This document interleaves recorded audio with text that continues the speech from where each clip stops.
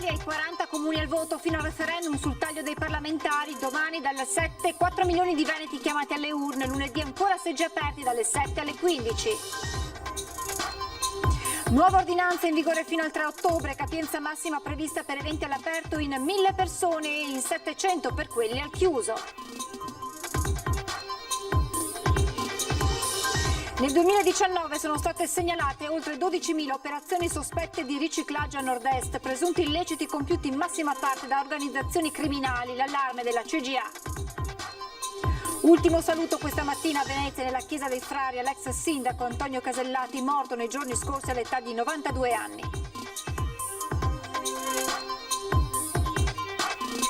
La denuncia dei commercianti di via Piave a Mestre, ecco come si è trasformata la zona che affaccia direttamente sulla stazione dei treni.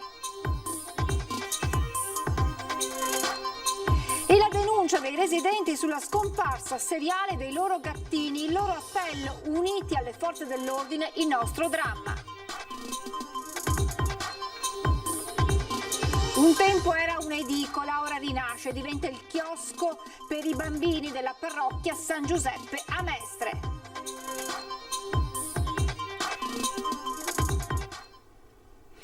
Buonasera e ben ritrovati con le notizie da Venezia e provincia. Non saranno elezioni come le altre, quelle che si celebrano domenica e lunedì. I seggi sono stati allestiti secondo il piano anticontagio e agli elettori viene chiesto di osservare diverse precauzioni. Sono 652.762 gli elettori chiamati al voto nel territorio della città metropolitana di Venezia. Domenica le urne saranno aperte dalle 7 alle 23, lunedì dalle 7 alle 15. Oltre al referendum costituzionale e dalle elezioni regionali, si voterà anche per il rinnovo del Consiglio Comunale di Venezia, Cavallino Treporti, Dolo, Eraclea, Portogruaro e Torre di Mosto. A Venezia gli aventi diritto al voto sono 205.710, tra cui 104 ultracentenari e 1.568 ragazzi e ragazze alla prima votazione, suddivisi in 257 sezioni. Sezioni che sono state allestite secondo il piano operativo anticontagio. Ce ne si accorge subito, ancora prima di entrare negli istituti. Qui per esempio siamo alla scuola elementare Grimani di Marghera, che ospita 4 sezioni con circa 700 elettori l'una, e già tra il cancello e il portone d'ingresso si vedono i segnaposto per fare la fila, segnali che si ripetono ovunque, all'ingresso dell'istituto come lungo i corridoi. Le finestre tra l'altro saranno sempre aperte per garantire una continua reazione. Per entrare comunque qui, come in qualsiasi altro seggio, è obbligatorio indossare la mascherina e igienizzarsi le mani prima del voto. Una volta consegnato il documento, tra l'altro, l'elettore dovrà allontanarsi secondo distanziamento sociale e abbassare la mascherina per il riconoscimento facciale. Peraltro al personale dell'ufficio elettorale di sezione e a tutto il personale addetto alla sicurezza dei seggi, l'azienda sanitaria ha offerto il test di screening Covid-19. Sarà infine l'elettore ad inserire la scheda nell'urna per evitare un nuovo passaggio con lo scrutatore e la matita sarà disinfettata dopo ogni utilizzo, così come la sanificazione delle sezioni, che avverrà anche durante il giorno. Ingresso e uscita sono diversi, tutto il percorso è quindi a senso unico per evitare incroci tra le fila. Le forze dell'ordine e i volontari della protezione civile controlleranno l'assenza di assembramenti. E naturalmente Antenna 3 lunedì seguirà in diretta con una lunga maratona elettorale l'esito di questa tornata elettorale in diretta a partire dalle 15.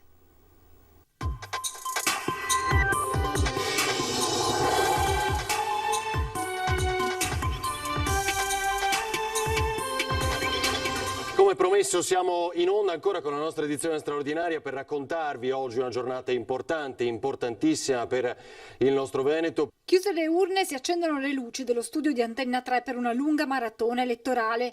Lunedì dalle 15 edizione straordinaria per aggiornarvi minuto dopo minuto sull'esito di questo voto che vedrà oltre 4 milioni di veneti andare alle urne per il rinnovo del Consiglio regionale, per l'elezione di 40 sindaci e per il referendum costituzionale sul taglio dei parlamentari. Vi racconteremo in studio e con i nostri inviati i seggi ai tempi del Covid e poi l'affluenza, le prime proiezioni per arrivare al risultato finale.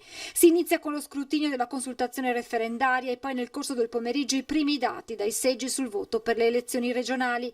Esiti che verranno man mano commentati con gli ospiti che si alterneranno in studio insieme al nostro vice direttore Ferdinando Avarino e poi collegamenti in esterno per raccogliere le reazioni a caldo. Martedì invece la diretta inizia di prima mattina dalle 7:30 per commentare e analizzare il voto regionale, poi dalle 9 tutti gli aggiornamenti sull'esito delle amministrative, occhi puntati su Venezia, ma naturalmente collegamenti e interviste anche dagli altri comuni veneti al voto. Antenna 3 ancora una volta in diretta per raccontarvi tutto questo in tempo reale e fornirvi come sempre la massima informazione. Adesso uno sguardo al report del pomeriggio di Azienda Zero per quanto riguarda i positivi nella nostra regione. Complessivamente in Veneto rispetto al bollettino della mattinata si registrano 98 positivi in più. Per quanto riguarda la provincia di Venezia i positivi in più rispetto alla mattina sono 19. Ordinanza della Regione, il Veneto riapre al pubblico, seppure con numeri limitati, stadi e palazzetti. Ottima notizia, commenta l'ex calciatore montebellunese Aldo Serena, ma attenzione, dice, a rispettare le regole.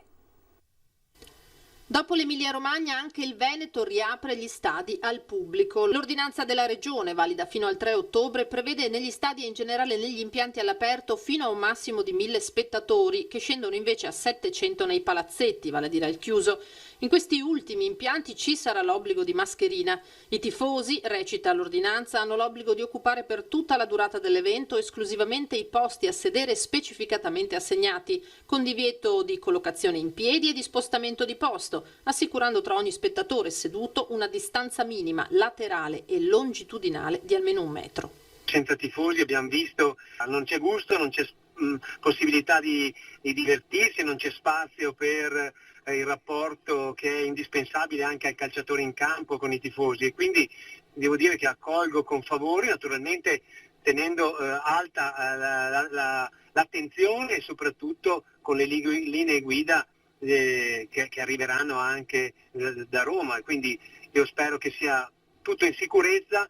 Il fatto che ci sia questa notizia per chi ha fatto sport come me è sicuramente una notizia positiva. Varchi agli ingressi per evitare assembramenti al momento del controllo di temperatura e biglietto, niente bandiere o striscioni, uscite scaglionate, ma il risultato non cambia, in stadi e palazzetti tornerà l'entusiasmo del pubblico e anche per gli atleti in campo sarà una svolta.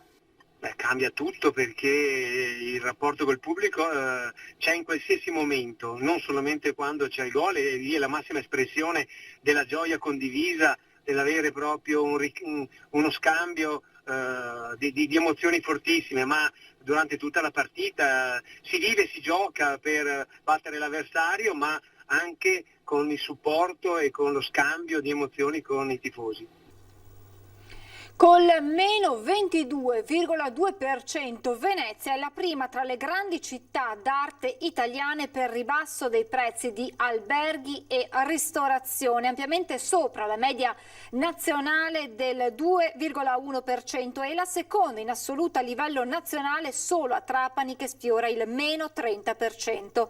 L'Unione Nazionale Consumatori ha elaborato i dati Istat dell'inflazione di agosto, stilando la classifica delle città e delle regioni che hanno registrato i minori rincari annui.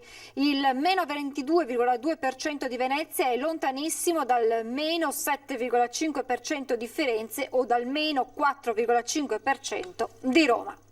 E allarme dalla CGA di Mestre, in aumento le operazioni sospette di riciclaggio a nord-est. Nel 2019 sono state segnalate all'unità di informazione finanziaria della Banca d'Italia oltre 12.000 operazioni sospette di riciclaggio a nord-est. L'allarme arriva dall'ufficio studi della CGA. Si tratta di presunti illeciti compiuti in massima parte da organizzazioni criminali che cercano di reinvestire in aziende o settori puliti i proventi economici derivanti da operazioni illegali. I territori più in difficoltà, dove si presentano delle segnalazioni maggiori, sono quelli di Trieste, Pordenone, Verona e Padova, però va anche segnalato che nell'ultimo anno il numero maggiore di incremento delle segnalazioni è giunto dalla provincia di Venezia, quindi è evidente che il fenomeno è abbastanza diffuso dappertutto. Un settore criminale che si sta espandendo.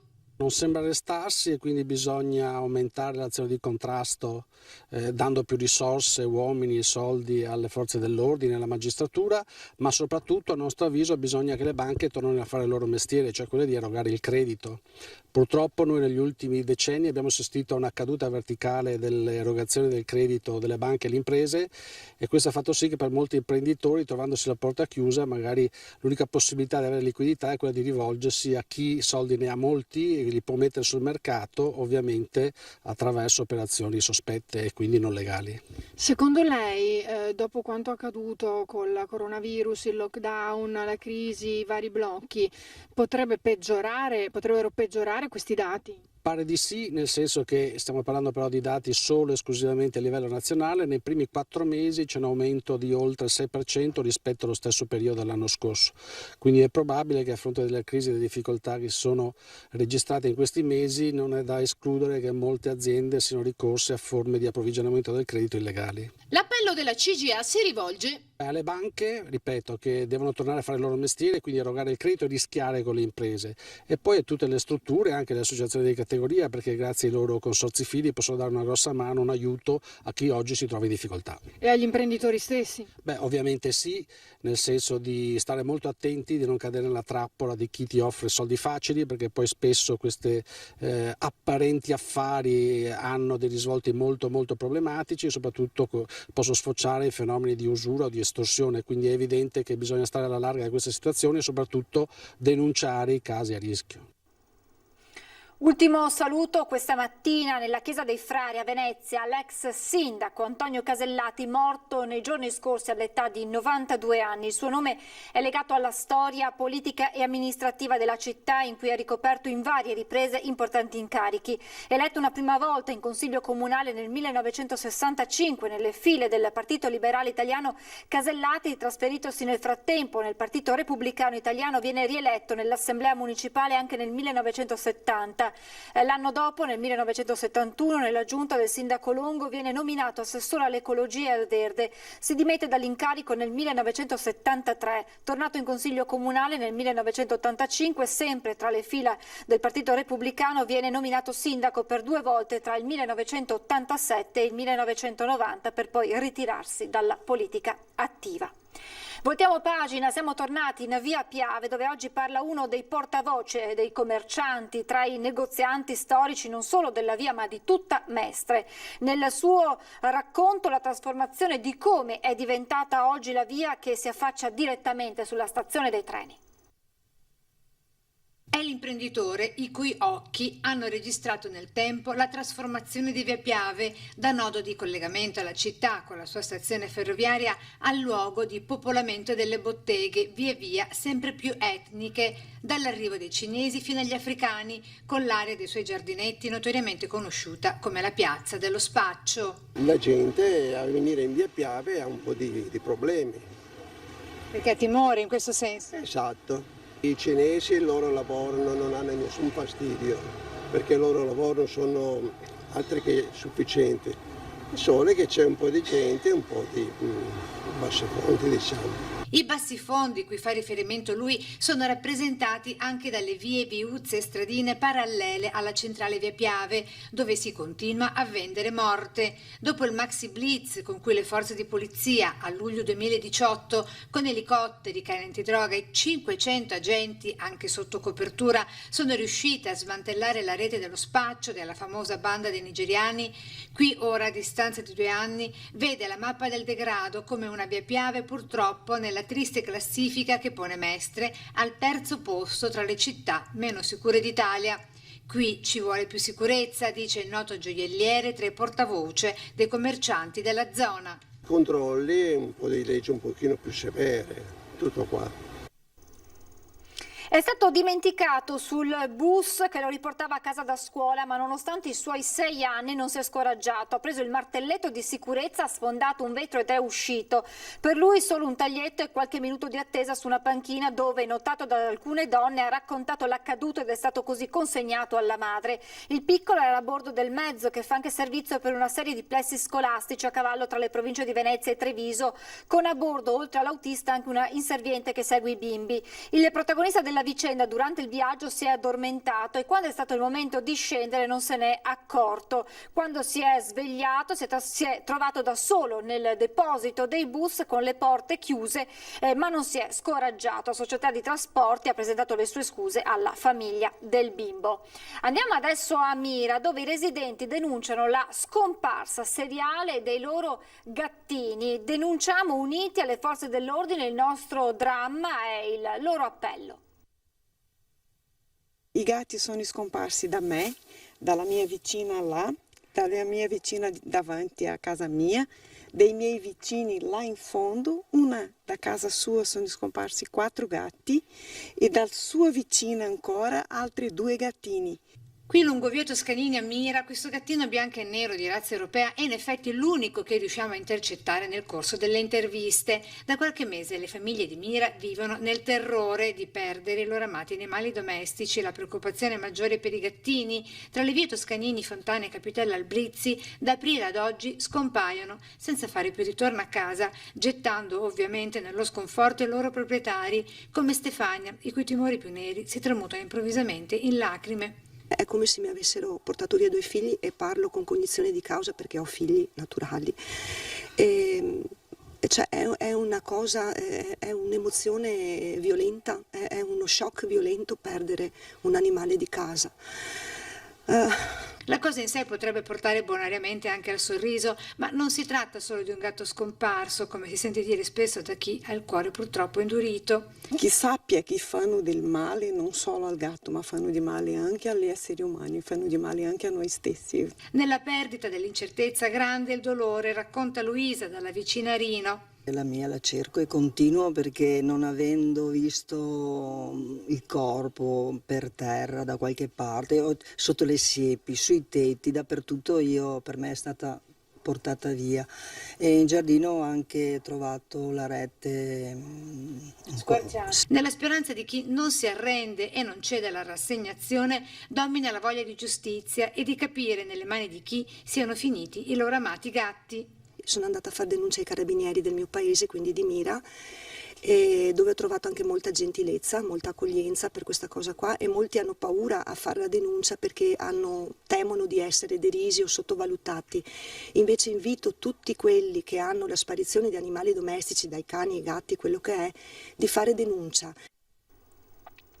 I vigili del fuoco sono intervenuti in un campo agricolo nei pressi di via Albarea a Pianiga per l'incendio di una imballatrice che si sono poi estese ad un trattore. Nessuna persona è rimasta ferita. Il rogo ha provocato una colonna di fumo nero visibile da molto distante. I pompieri, accorsi da Mira e Mestre con un'autopompa, un'autobotte e 7 operatori, hanno utilizzato la schiuma per abbassare e spegnere le fiamme. Le cause dell'incendio, probabilmente provocate da un surriscaldamento di qualche componente dell'imballatrice, sono al vaglio dei vigili del fuoco, sul posto anche la polizia locale. Un tempo era un'edicola, ora rinasce e diventa il chiosco bar ridisegnato dai bambini della parrocchia San Giuseppe a Mestre, ispiratisi alle 4 stagioni di Verdi. È l'edicola magica che si trasforma in chiosco delle 4 stagioni di Verdi nei disegni dei bimbi per il suo recupero, grazie anche alla supervisione nei lavori di uno dei genitori nella veste di tutor grafico. Qui rappresentiamo l'autunno. Con l'inverno si sono divertiti tanti perché gli facevo intingere il pennello nel barattolo e dovevano fra un po' lanciare il pennello nella parete e fare a mo' di gavettone di colore nella struttura. È di questo il nome dato alla ex edicola di Via Torino, ora tramutata in chiosco bar per la comunità di San Giuseppe a Mestre, inaugurata in mattinata con bimbi, genitori, amici e l'ex proprietaria, emozionatissima nel vedere che prosegue dopo di lei l'attività come centro di ritrovo. Perché io ci ho creduto fino alla fine in questo lavoro che ho fatto in 15 anni e l'ho lasciato qui con il cuore, sono felice di più. Così mentre i bimbi oggi come allora girano la ruota per la pesca parrocchiale, la vince il numero 61. Cosa? 61.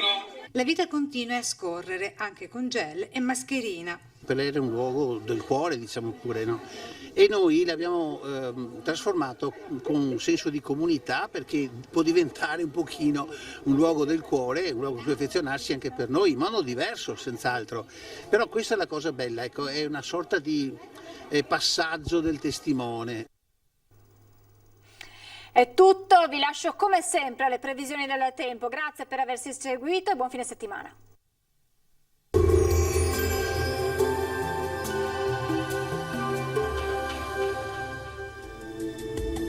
Bentrovati al meteo. L'influenza dell'anticiclone in espansione dal Nord Africa mantiene il tempo stabile sul nostro territorio, ma vediamo il dettaglio di domenica 20 settembre. Sul Veneto fino alle ore centrali sarà sereno o al massimo poco nuvoloso, salvo nubi basse al primo mattino nelle valli prealpine. Nella seconda metà della giornata aumento della nuvolosità a partire dalle zone montane e possibili tratti di instabilità. Temperature minime fino a 17 gradi, valori massimi compresi invece tra 24 e 29 gradi all'incirca. Ci spostiamo ora sul Friuli Venezia Giulia, dove avremo sostanzialmente la stessa situazione, tanto sole dappertutto, al pomeriggio addensamenti sui rilievi, ma qui senza ulteriori conseguenze. Temperature minime tra 11 e 16 gradi, massime invece sui 25 e 26 gradi. Infine uno sguardo al Trentino Alto Adige, anche qui sarà soleggiato, con il passare delle ore però avremo occasionali acquazzoni specialmente sui settori più settentrionali della nostra regione. Temperature minime sui 14-15 gradi, massime sui 27-28 all'incirca. Dal meteo di Antena 3 per ora è tutto, grazie per l'attenzione e arrivederci al prossimo aggiornamento.